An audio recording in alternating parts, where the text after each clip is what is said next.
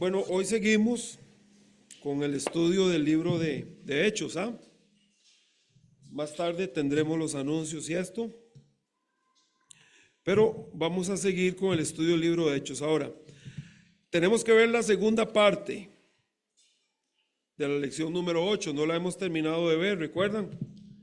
Pero yo sí quiero hacerles un repaso muy rápido, hermanos, de lo que tenemos acá en Hechos, capítulo 7,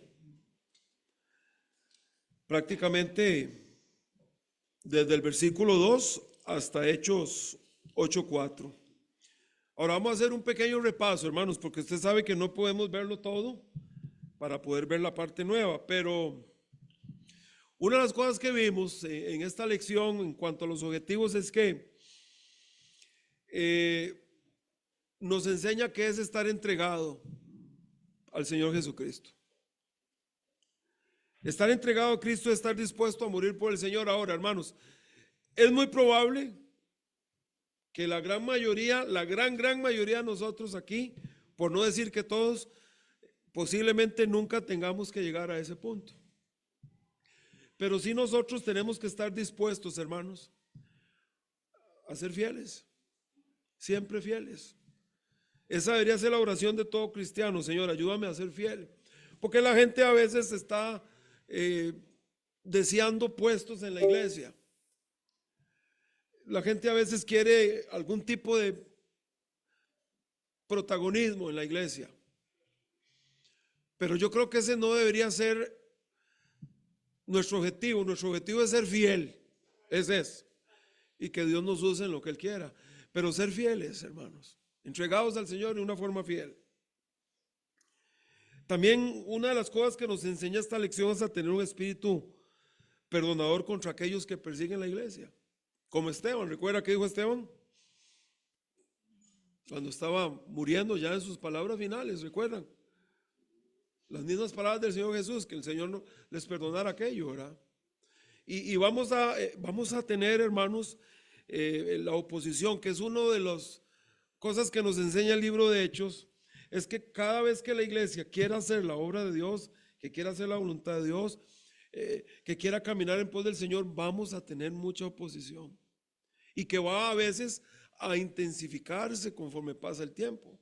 ¿Qué es lo que estamos viendo? Recuerda que ahora aquí, una vez que muere Esteban, sale una nueva arma del enemigo, se llama Saulo, ¿recuerdan, hermanos? Y antes era solo... al comienzo, ¿verdad? Recuerdan un día a Pedro y a Juan, ya después ahora todos los apóstoles, y ahora esto va subiendo al punto de que ahora apedrean a los cristianos. Aquí en el libro de Hechos va intensificándose a veces la oposición y la presión. Pero ¿qué es lo que nos demuestra la iglesia del libro de los Hechos? Que no tenían miedo, hermanos. No tenían miedo. Usted ve en el libro de los Hechos que a pesar de lo difícil que se iba poniendo, la iglesia ¿qué? Seguía. ¿Qué es lo que hemos querido dejar bien en claro? ¿Cómo se comporta la iglesia ante la oposición? La iglesia debe seguir, debe agarrarse al Señor, buscar del Señor sabiduría y fuerza y seguir, y Dios se encarga de lo que se tenga que encargar. Así es, hermanos, hay que seguir. Nosotros no podemos controlar los gobiernos, ni podemos controlar lo que la gente alrededor piensa. Ni siquiera podemos esperar que la gente ame la obra de Dios. Esto es algo así, siempre. ¿Qué debe hacer la iglesia? La iglesia debe seguir. Debe seguir. Y bueno, aquí tenemos a Esteban.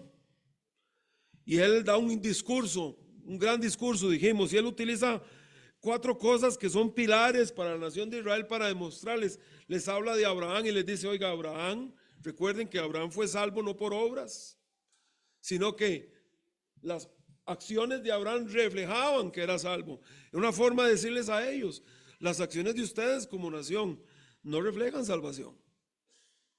Y también les habla de José, como es un tipo de Cristo, ¿verdad? Y también les habla de Moisés. Y también les habla del templo, porque ellos se molestaban. Y le decían ellos decían: es que ustedes no respetan Escuchen las palabras que voy a usar. Ustedes no respetan nuestro gran templo, y les dice Esteban en el discurso. Pues la nación de Israel nunca ha respetado el templo. Toda la vida tiene una historia de menosprecio a la casa de Dios. Siempre fue así con la iglesia, con el pueblo de Israel. Y voy a hacer un paréntesis, hermanos, que no pasa igual con nosotros. Yo entiendo, hermanos, que esto es un cascarón, ¿verdad? Esto es cemento. ¿Verdad que sí, hermanos? Pero el cristiano debe venir a la casa de Dios, hermanos. Y el cristiano no anda escogiendo a qué sí, a qué no. Siempre viene. Y es lo que les dice Esteban. Ustedes se molestan porque Cristo dijo. Y porque Cristo acá, en cuanto al templo, dice, pero ustedes tienen una larga historia de que siempre han menospreciado el templo.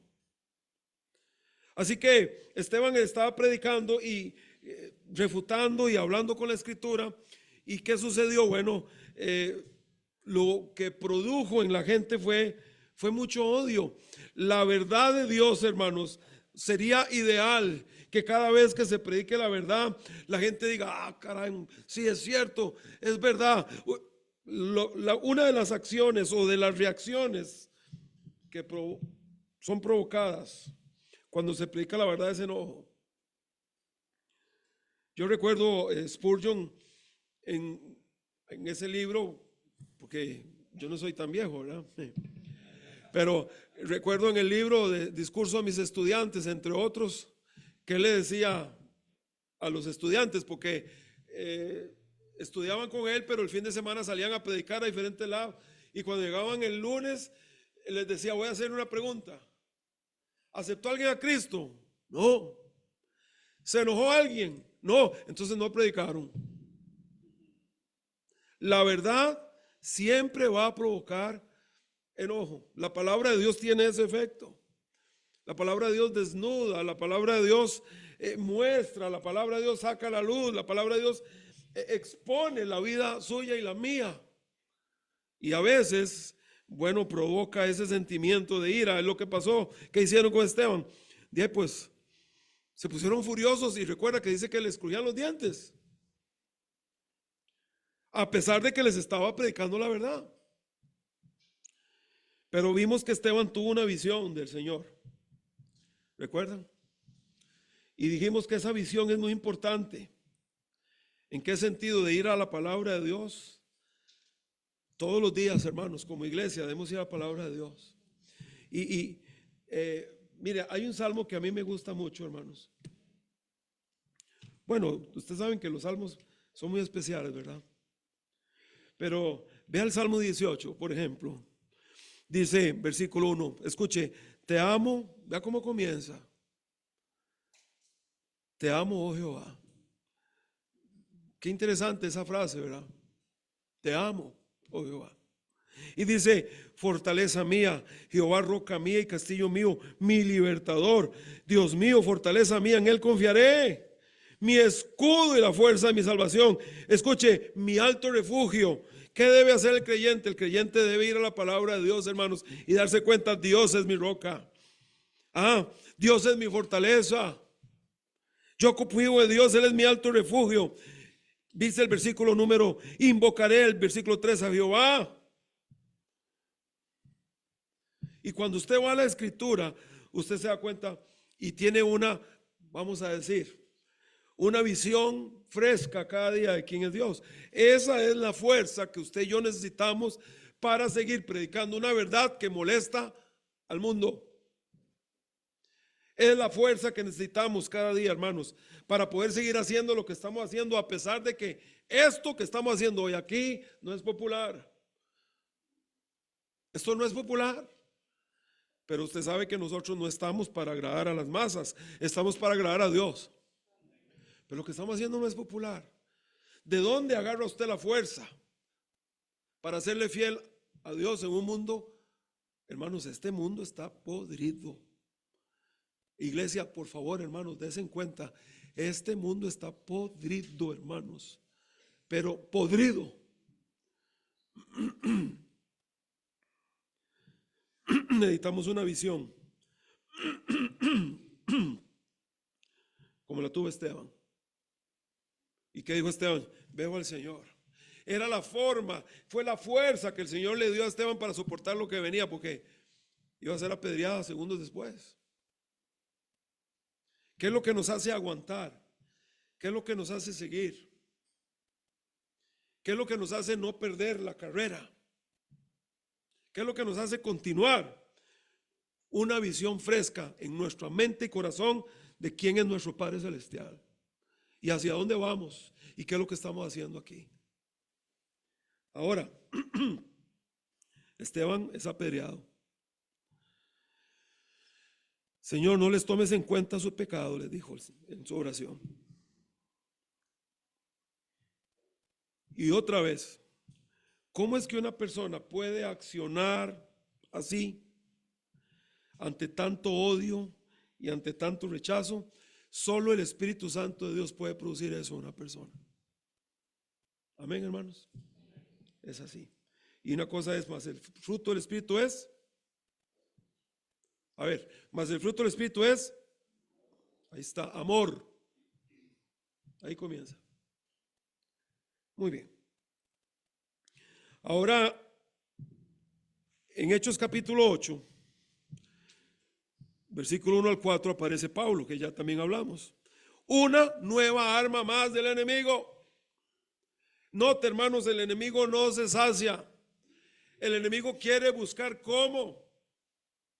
Empezó amedrentando por un día de cárcel, luego empezó amedrentando poniendo a todos los apóstoles en la cárcel, ¿recuerdan? Ahora viene y matan al primer creyente a pedradas. Y no termina. Porque Saulo, bueno, esa habla mucho también, hermanos, del poder transformador de Jesucristo y lo que hace Cristo en una persona. Por eso, cuando alguien está en Cristo es nueva criatura. Es un gran ejemplo, hermanos. ¿Cómo es que alguien que es tan lleno de odio y tan ciego, tan religioso y tan perdido, pasa luego a dar su vida por aquello que odió una vez? Solo Jesucristo puede hacer eso. Es un gran pasaje este. Pero es el arma nueva del diablo, se llama Saulo. Y ahora la cosa no es solo contra los apóstoles, la cosa no es solo contra Esteban, quien era un evangelista también y un diácono de la iglesia, recuerda, sino que ahora la persecución y la presión se empezó a extender a todos los cristianos, a todos, y comenzó la persecución. Y tuvieron que salir de Jerusalén y empezaron a irse y a cumplir la gran comisión. Así que vamos a ir por acá.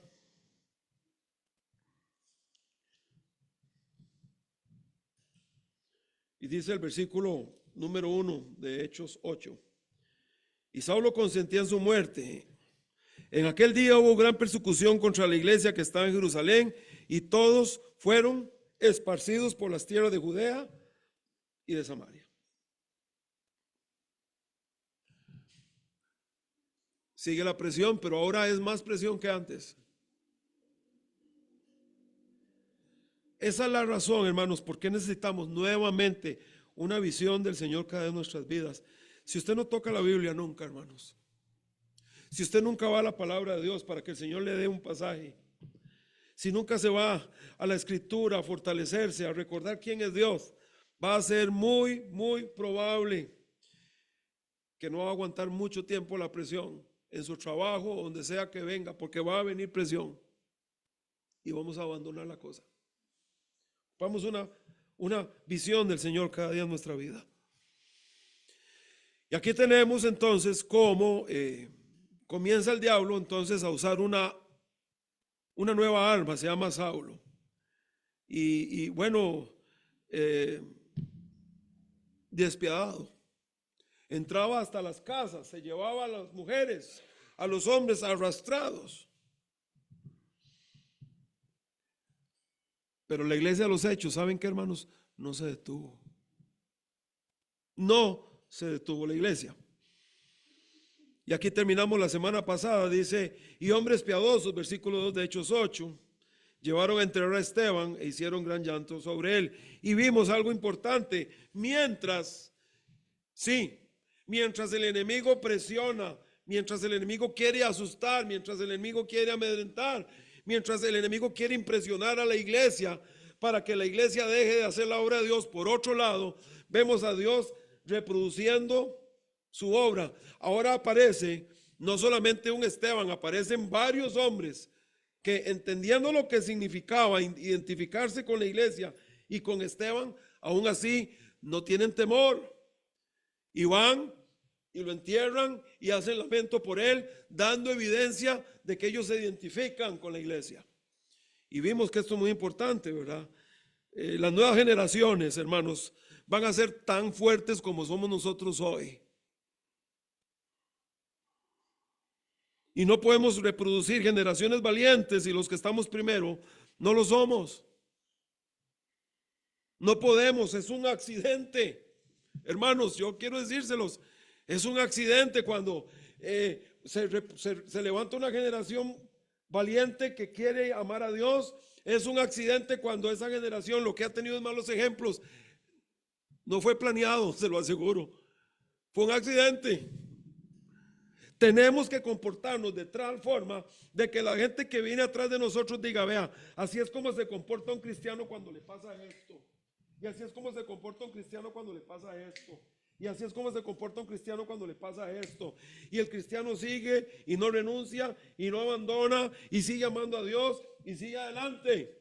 Si queremos reproducir generaciones que continúan esto, porque si no lo saben, aquí muchos ya estamos entrando a una edad. Es así, hermanos. Digo yo, por si no se ha dado cuenta, yo le quiero acordar.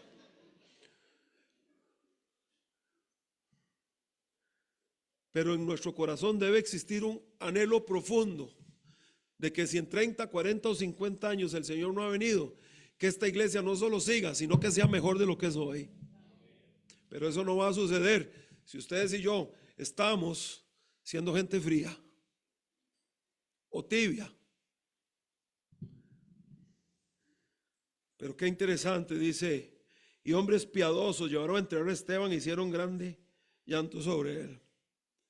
Qué maravilla ver cómo, a pesar de que el enemigo odia y quiere destruir, por otro lado, Dios hace lo suyo también. Y ahora se levantan hombres valientes en medio de esta gran oposición. Muy bien. Ahora, la segunda parte de la lección que no hemos podido ver es esta, otra mirada al discurso de Esteban. Si tienen sus hojitas, no sé si las trajeron, ¿verdad? O si las agarraron ya y las cortaron en pedacitos para el maxipalí, para aquí, para allá. Pero vamos a ver el punto número 4, otra mirada al discurso de Esteban.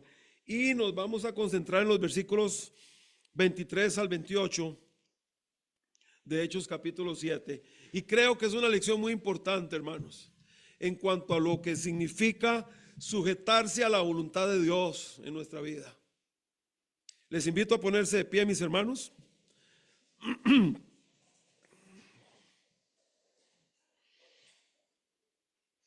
Y vamos a enfocarnos en Moisés ahora. Hechos capítulo 7, versículo 23, se los voy a leer en adelante. Cuando hubo cumplido la edad de 40 años, hablando de Moisés, hermanos, le vino al corazón el visitar a sus hermanos, los hijos de Israel. Y al ver a uno que era maltratado, lo defendió, e hiriendo al egipcio, vengó al oprimido. Pero él pensaba que sus hermanos comprendían que Dios le daría libertad por mano suya, mas ellos no lo habían entendido así. Y al día siguiente se presentó a unos de ellos que reñían y los ponía en paz diciendo, varones, hermanos sois, ¿por qué os maltratáis el uno al otro? Entonces el que maltrataba a su prójimo le rechazó diciendo, ¿quién te ha puesto por gobernante y juez sobre nosotros? ¿Quieres tú matarme como mataste ayer al egipcio? Al oír esta palabra, Moisés huyó y vivió como extranjero en tierra de Madián, donde engendró 2 hijos.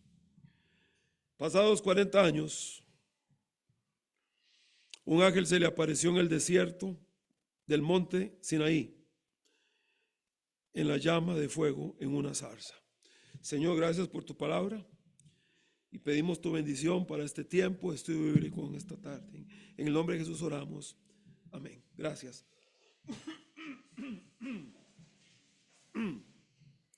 Muy bien.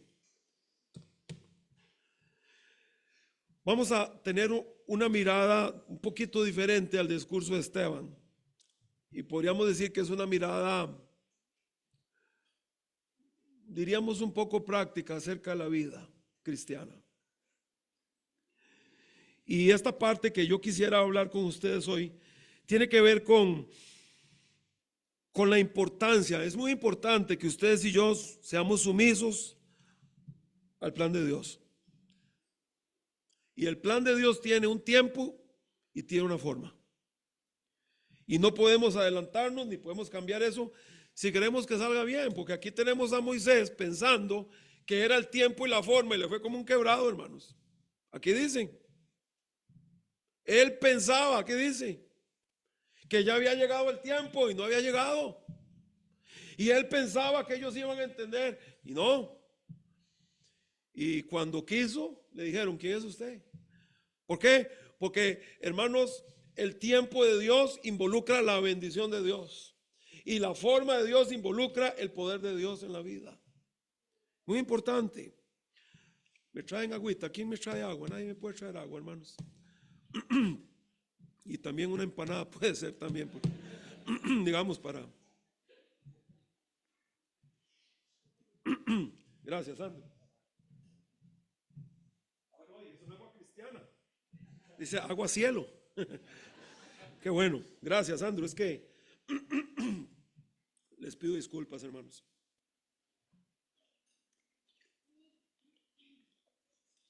Gracias.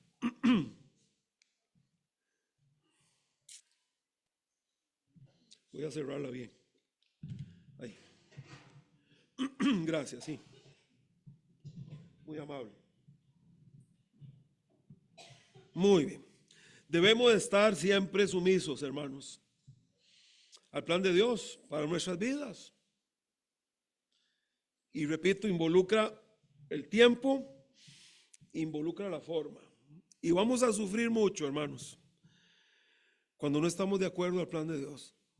Porque nos vamos a meter en problemas una y otra vez, queriendo nosotros arreglar algo en nuestras fuerzas que no tiene la bendición de Dios. Ahora, punto número A.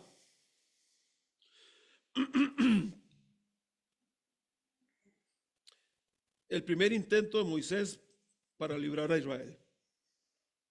Ese es el punto que tienen ahí. Primer intento. Y así es como está muy bien escrito. ¿De quién fue este intento? Mírenlo. Fue de él. Usted y yo podemos tener muchas intenciones, hermanos, y pueden ser buenas. Las cosas pueden estar bien planeadas y repito, tener una gran intención y un deseo, pero si no es a la forma de Dios, lo que va a resultar es un fiasco. Tiene que ser la manera de Dios. Amén, hermanos. Es así. Ahora, cuando Moisés tenía 40 años, que es interesante, el número 40 aparece mucho en la vida de Moisés. 40, 80, ¿verdad? 120 siempre. Cuando él tenía 40 años, se le vino al corazón a él visitar a sus hermanos, dice aquí, usted lo leyó, ¿verdad? A mí me llama mucho la atención de que cuando él tenía 40 años y desde antes, él sabía que era hebreo, aquí lo dice. ¿Verdad que sí, hermanos? Porque dice visitar a sus hermanos. Nos encanta Ben-Hur, pero no es así. ¿Verdad? No es así. No es que él toda la vida lo supo. ¿Por qué? Porque fue criado sabiendo que él era hebreo. Y esto es maravilloso, hermanos, para comenzar. Pero dice acá, Cuando hubo cumplido la edad de 40 años, le vino al corazón el visitar a sus hermanos. ¿Quiénes son los hermanos? Dice aquí el versículo 23. Ahí dice, ¿qué dice? Los hijos de Israel. ¿Qué significa?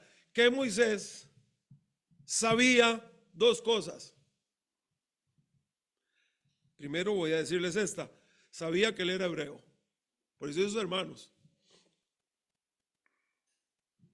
Lo sabía. ¿Dónde? ¿Quién? ¿Cómo Moisés, a pesar de ser criado como un príncipe en Egipto,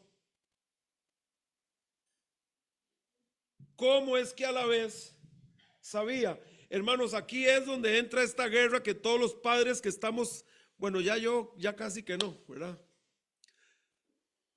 Pero esto es una guerra de todos los padres. Hermanos, estamos en el mundo, pero por favor, enséñale a sus hijos que no somos del mundo, hermanos. Y esto se hace por medio del ejemplo y otras cositas. Y yo sé que hoy en día la gente no quiere tener hijos. Pero el ejemplo que me da a mí los padres de Moisés es un gran ejemplo. Se puede crear una generación de gente piadosa aún en el peor de los momentos de la vida. Porque eran esclavos. Usted no es esclavo, ninguno aquí. Y en medio de semejante situación lograron, los padres de Moisés crearon a tres grandes personas. ¿Quiénes son? Aarón, María, Moisés. En medio de las situaciones más adversas, pobres y bajo la presión extrema, inclusive al punto de saber que si nacía un hijo varón iba a ser muerto, hermanos. ¿Recuerdan? ¿Recuerdan en Éxodo capítulo 2? Sí se puede, hermanos, jóvenes, señoritas, escúchenme, sí se puede tener hijos y sí es posible criarlos de una forma piadosa, por más peligroso que sea el mundo. Sí se puede. Voy a volvérselos a decir. Sí se puede. De la mano del Señor.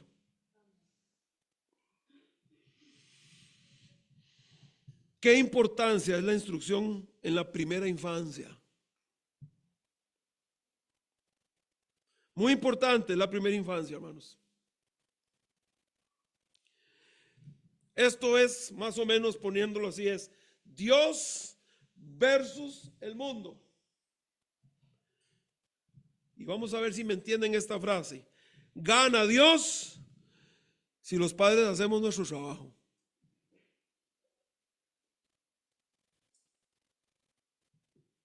Y me refiero a la crianza de los hijos. Ahora, el ejemplo de Moisés a nosotros nos confirma que los primeros años de la infancia son sumamente impresionables y dejan una huella importante en la vida del ser humano. Porque estos años proveen la más grande oportunidad para inculcar en nuestros hijos quiénes somos, a quién amamos, a quién respetamos y cuál es nuestra meta en la vida. ¿Quiénes somos en este hogar? ¿Quiénes somos? Somos cristianos. ¿Qué significa la iglesia para nosotros? Significa todo. ¿Qué significa la escritura para esta casa? Significa todo. ¿Quién es Dios? Es el dueño y amo y Señor de esta casa. Eso, hermanos, hay que ponerlo en el corazón de los hijos. Ojalá en los primeros años. Yo quiero decir lo siguiente, hermanos. Si tiene hijos pequeños, propóngase en el poder de Jesucristo. En especial en estos primeros años formativos, llevar una vida y mostrarles a ellos de qué se trata esto. Y lo veo muy claro acá. Cuando hubo cumplido 40 años, nuevamente, aun cuando fuere viejo, ahí lo tiene, no se apartará de él. Le vino al corazón visitar a los hermanos. Y ahí estaban los padres poniendo y lo lograron poner. Así que dése cuenta que sí se puede. Yo estoy muy preocupado a veces, hermanos, porque yo a veces escucho gente hablando de la universidad como si fuera un pecado. Eso no es cierto. De hecho, ojalá, jóvenes, que cada uno de ustedes vaya a la universidad. Hermanos, apoyen algo aquí. Apóyenme. Parece como que, y saque de su cabeza que su hijo o su hija está mejor en la universidad privada que en la pública. Mismo basurero. Porque yo estudié en universidad privada y era un basurero. Terrible. Ojalá que todos los muchachos estudien. Es importante. Para que tengan mejores oportunidades, puedan tener más capacidad de sostener una familia. Y usted sabe que les va a ayudar mucho en la vida para lo que venga. Pero sí se puede, hermanos. Sí se puede estudiar, trabajar, pero sí se puede ser un hijo de Dios. Ahora, ¿qué tenemos aquí con Moisés? Bueno, tenemos un arrebato. Versículo 25. Bueno, perdón, el 24. Al ver a uno que era maltratado, lo defendió e hiriendo al egipcio, vengó al oprimido. Bueno, si vamos al libro de Éxodo, aquí, ¿qué dice en el libro de Éxodo? Él lo mató. Ahí dice eso, hermanos.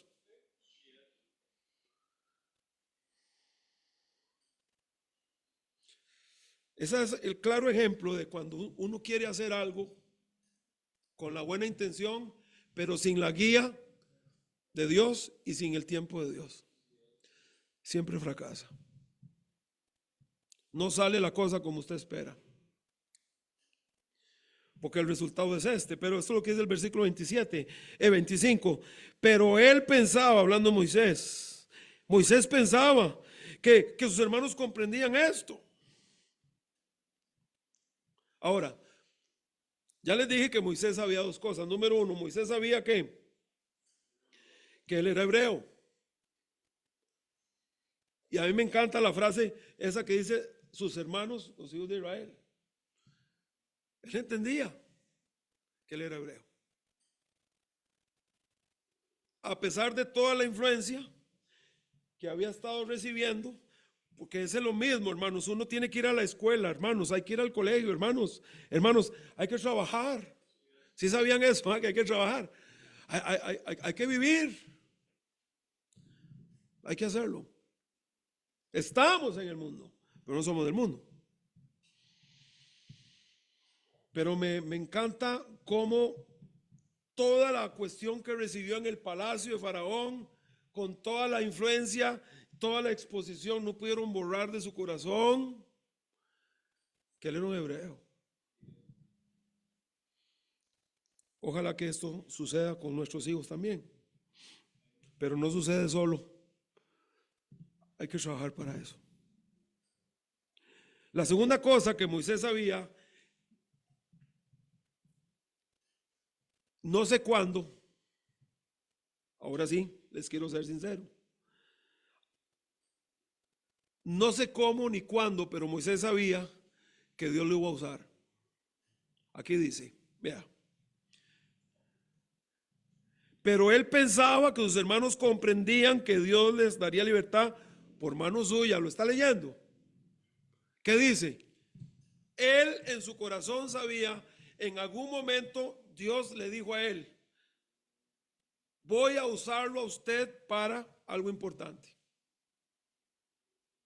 Usted va a ayudar a Israel en algo en la vida.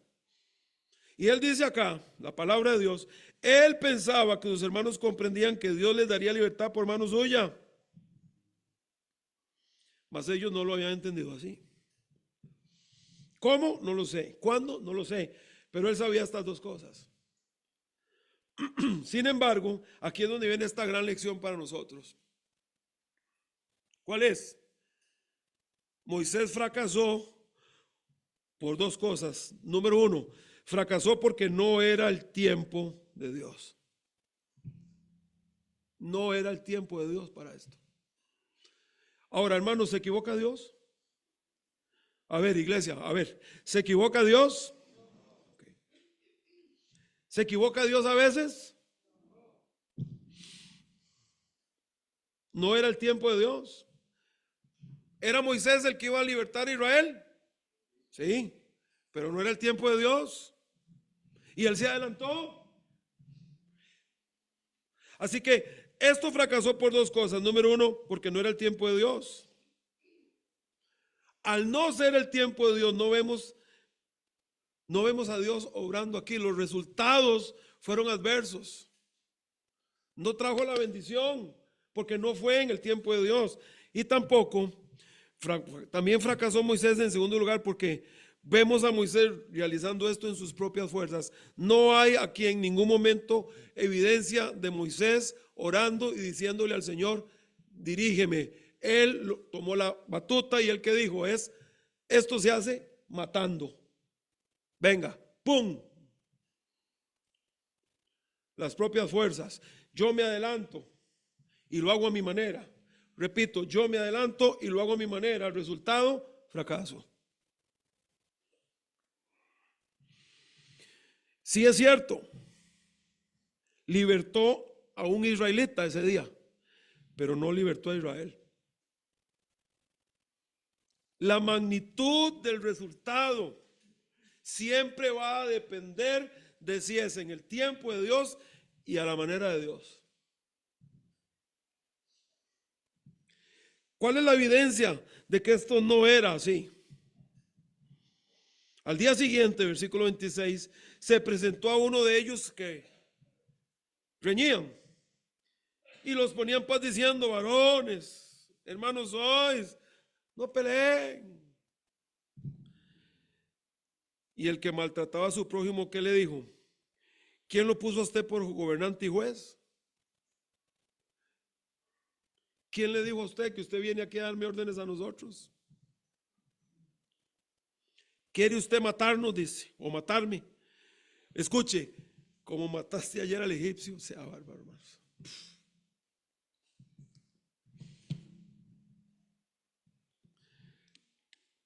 Una gran lección.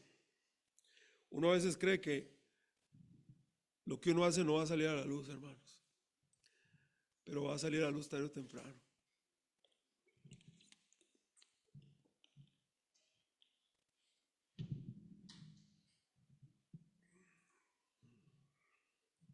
La evidencia, rechazo, fue un rechazo total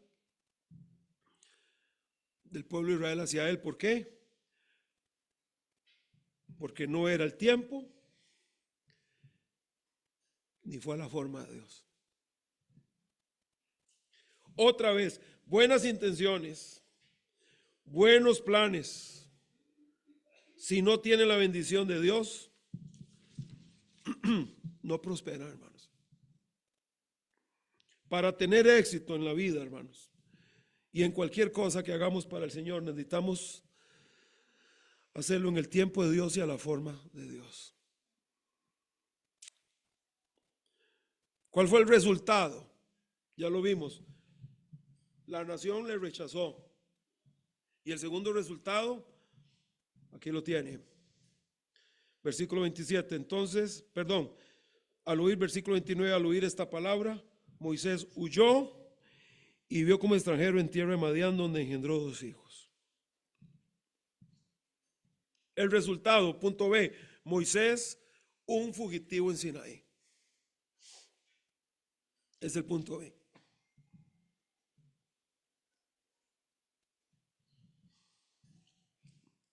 Es el resultado, hermanos, porque Moisés se adelantó a las cosas. Tuvo que huir para salvarse la vida. Y permaneció ahí por 40 largos años. Otra vez, 40 años tenía. Cuando le vino al corazón, él fue y se equivoca. Otra vez, tiene buenas intenciones, ¿Quiere hacer algo bueno? Sí. Pero no era el tiempo de Dios ni era la forma de Dios, hermanos. Ahora entonces el resultado, ya vimos, el primero es la nación le rechaza. Y la segunda tiene que huir. Y pasa 40 años como un fugitivo en tierra de Madián. 40, diríamos, largos años. Y estos 40 años debieron de ser de mucha frustración para Moisés. ¿Sabe usted lo que es en su corazón saber que Dios lo tiene a usted para algo? Como él sabía que Dios lo tenía para algo, ¿no? ¿Verdad? Pero pasan 40 años y no pasa. Debió ser muy, muy frustrante para él. Pero en medio de todo esto, hermanos, uno puede ver la mano de Dios y la gracia de Dios en la vida. ¿Y cómo utiliza Dios estos 40 años para enseñarle a Moisés cosas que él necesitaba aprender? Y escúchenme, hermanos, cosas que necesitaba desaprender. Vamos a hablar de lo que necesitaba desaprender. Número 1, tenía que desaprender algunas cosas. Usted sabe que para los egipcios era una abominación ser pastor de ovejas. Para un egipcio, ser pastor de ovejas era una abominación. ¿Y qué lo puso Dios a hacer? 40 años pastorear ovejas. ¿Sabe qué es esto? Se llama desaprender. Ese es un tiempo donde Dios le enseñó a Moisés a amar lo que tenía que amar. Ovejas. Amar la obra de Dios. Amar las formas de Dios. Y la segunda cosa que tenía que desaprender es la parte de ser servido. Porque Moisés creció en ese palacio como un príncipe y tenía que aprender a ser un servidor. Por 40 años tuvo que aprender a amar las ovejas y amar el ritmo del pastoreo de ovejas, ¿verdad? Porque era lo que lo iba a acompañar a él. Por 40 años él iba a lidiar con un pueblo, iba a tener que llevarlos, y esto fue lo que él lo capacitó para todo este tiempo, hermanos. ¿Y cómo son las ovejas? Son tercas, hermanos. Las ovejas son tercas. Cuando uno estudia, se pierden, se enferman muy rápido. Ya hemos hablado de eso montones de veces. Es lo que él iba a tener que lidiar. Oiga, y tuvo que lidiar con esta gente por 40 años. Una de las cosas que uno ve de Israel constantemente es siempre quejándose. Nunca querían tomar los retos de Dios. Siempre le veían un pero a las cosas. Pero él aprendió en el desierto a lidiar con las ovejas, y entonces ¿qué? Aprendió a dirigir a la nación, pero también aprendió a servir. Que es una parte muy importante para mí. Si queremos ser gente valiosa, hermanos, Cristo, el Señor le dijo a sus discípulos que la grandeza está en servir, no en ocupar un púlpito, está en servir. Moisés aprendió esto, todo se lo daban en la mano, todo. Príncipe, venga, mi rey. Ahí aprendió otra cosa, tuvo que aprenderlo. Otra cosa que Moisés tuvo que aprender es aprender el tiempo de Dios, a esperar. 40 años yo creo que le enseñan a uno a esperar algo. Porque él tenía el problema de la impaciencia. Voy a liberarlos ya, a mi forma. Fracasó. Por 40 años esperando hasta que llegó el día, y fue el día exacto, ¿no? Y fue entrenado por Dios, hermanos. Ahora, Dios lo entrenó para ser la clase de líder que Israel necesitaba. Oiga, hermanos, y qué gran hombre fue Moisés. Fue un gran hombre.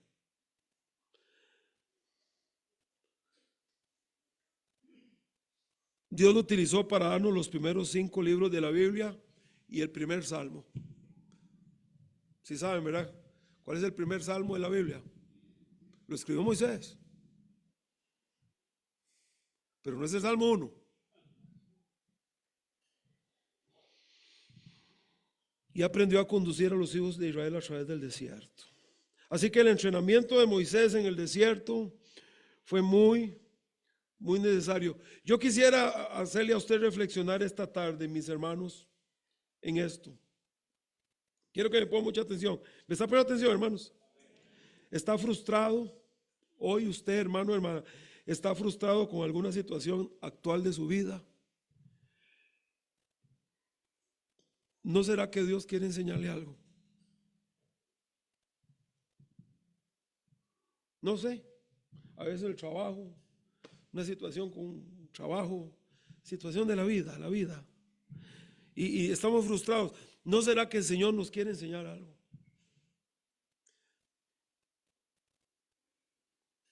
Sin estos 40 años de Moisés en el desierto, Moisés no hubiera podido con esta tarea. No lo hubiera hecho, hermanos. Así que, vea qué interesante cómo Dios, que Dios es un Dios bueno, hermanos, ¿verdad? Nuestro Dios es un Dios bueno, a pesar de que a veces nos adelantamos y hacemos las cosas de otra manera y queremos torcerle el brazo a Dios y que las cosas sean como queremos. Aún así, Dios, Él acomoda las cosas para que aquello resulte un bien para nosotros. Y qué gran hombre resultó ser Moisés después de esos 40 años. Esa es una parte importante para mí, yo siempre lo he visto así. Con lo que Moisés había aprendido en Egipto no podía, hermanos. Egipto representa al mundo. El mundo no prepara para la obra de Dios. El mundo no prepara para la obra de Dios. El mundo no prepara para la obra de Dios, hermanos. Solo Dios prepara para su obra a su gente. Así que pasaron 40 años y Dios lo preparó. Lo enseñó a amar lo que fue una abominación una vez. Lo enseñó a servir cuando antes era servido. Lo enseñó a esperar. Y aprendió la lección. Y ya sabemos el gran hombre que fue Moisés. Fue un gran hombre, hermanos. Ahora, ¿qué tenemos acá entonces? Y esta era la otra mirada entonces al discurso de Esteban, porque creo que es muy importante aprender que las cosas se hacen en el tiempo de Dios y en la forma de Dios, si queremos que la cosa resulte bien. Amén, hermanos. Ahora, ¿qué tenemos hasta ahora en el libro de los Hechos? Porque dijimos que el libro de los Hechos nos presenta los patrones de conducta para la iglesia del Señor. Nuevamente, el libro de los Hechos lo que sienta son precedentes o sienta los patrones para toda iglesia. Número 1, ¿qué hacer frente a la oposición? ¿Qué hacer frente a la oposición? Seguir, hermanos. Amén. Vamos a seguir. Y Dios se encarga. Dios se encarga de multiplicar su iglesia. Dios se encarga de multiplicar su obra. Dios se encarga, Dios se encarga. Dios no está muerto, hermanos. Dios se encarga. ¿Qué hacer frente a la oposición? Seguir. ¿Qué hacer frente a la burla? Seguir. Seguir. Seguir. Y Dios se encarga. Número 2, ¿qué hacer frente al pecado? Y ya lo vimos con Ananías y Zafira. Una parte triste y dura. La iglesia tiene que seguir y tiene que tratar el pecado, pero debe seguir. Número 3, ¿qué hacer si queremos una iglesia que crezca? ¿Qué es el patrón? Tiene que involucrarse más personas. Más personas deben querer decir, hermano, yo participo, eso sí, que lleven una vida fiel. No ocupamos gente entusiasta. Ocupamos gente fiel. ¿Y cuál es el patrón? Búsquese entre ustedes, dice, a 7 varones de buen. Entonces no es solamente el entusiasta. Yo no tengo nada en contra de ser entusiasta. Creo que es importante. Pero es que en la iglesia de Cristo lo más importante es ser alguien de buen testimonio, ser alguien fiel. Entonces, si una iglesia quiere crecer, la gente que sirve debe ser gente fiel. Y mucha gente siempre se quejó con el pastor. ¿Recuerdan? Es que don Jorge pide esto y don Jorge pide el otro. Hermanos, es que la iglesia, si una iglesia quiere seguir adelante, debe ser una iglesia cuya gente que sirve es gente fiel. Amén, hermanos. Gente fiel. Y yo creo que hay gente que nunca ha entendido eso y no sé si lo van a entender. Pues tiene que ser gente fiel. Si queremos una iglesia que crezca, debe ser así. Gente cuyo trabajo Dios bendice porque sus vidas no son perfectas, no. No sé si ustedes sabían, pero no somos perfectos, ¿verdad? Pero tenemos un corazón sincero, ¿verdad, hermanos? Entonces, ¿qué hacer para administrar una iglesia de Dios? La obra de Dios que crece. Tiene que involucrarse gente fiel, que quiera ser responsable y que quiera salir adelante, y van creciendo los ministerios, como vimos acá en el libro de Hechos. Aparece el diaconado, aparecen los evangelistas, y van apareciendo, y Dios se va encargando. A pesar de la oposición, la iglesia sigue. Hermanos, nadie va a cerrar esta iglesia si Dios no quiere. ¿Me comprenden, hermanos? No importa. Si Dios no quiere cerrar esta iglesia no se cierra. Y si Dios quiere cerrar esta iglesia, se va a cerrar. Así que la iglesia sigue y se administra así.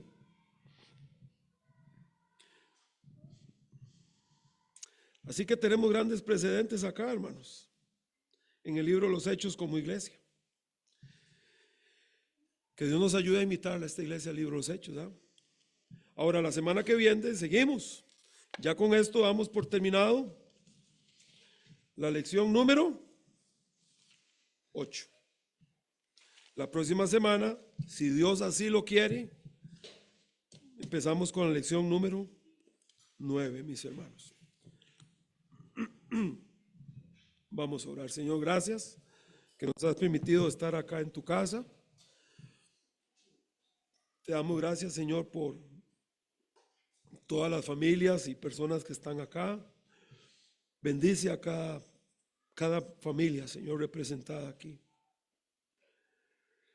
Y ayúdanos, Señor, a levantar una generación de gente piadosa. Una generación de gente que te ame. Una generación fiel. Una generación que siga a pesar de. Una generación que espera el tiempo tuyo y que espera tu dirección, tu forma, tu plan. Que así sea, Padre. Y nuevamente, Señor, si esta tarde hay alguien acá sin Cristo, que hoy sea el día de salvación. ¿Quién dice acá necesito a Cristo esta tarde? Yo le invito a que levante su mano para orar por usted. ¿Hay alguien así? Necesito al Señor. ¿Alguien? Mis hermanos, qué importante es el tiempo de Dios, hermanos. Vea qué gran lección nos da el Señor acá. El tiempo y la manera de Dios. Vital, importante, hermanos. Y también quiero terminar la invitación diciéndoles, hermanos, aprovechemos este tiempo para poner en el corazón de los niños cuán grande es Dios, cuán importante es la iglesia, cuán preciosa es la Biblia, cuán importante es la obra de Dios. Que Dios nos ayude, hermanos. Que la próxima generación sean mejores que nosotros, hermanos. Mejores que nosotros. Si gusta, vamos a orar en este momento. Padre, gracias por el culto. Gracias por tu palabra y por lo que tú nos enseñas cada día, Señor. Nuevamente, Señor, danos la sabiduría, Señor, de entender cuán importante es criar a la siguiente generación de gente que te ame y que sean fieles. Que así sea, Padre. En el nombre de Jesús oramos. Amén. Pueden tomar asiento, hermano.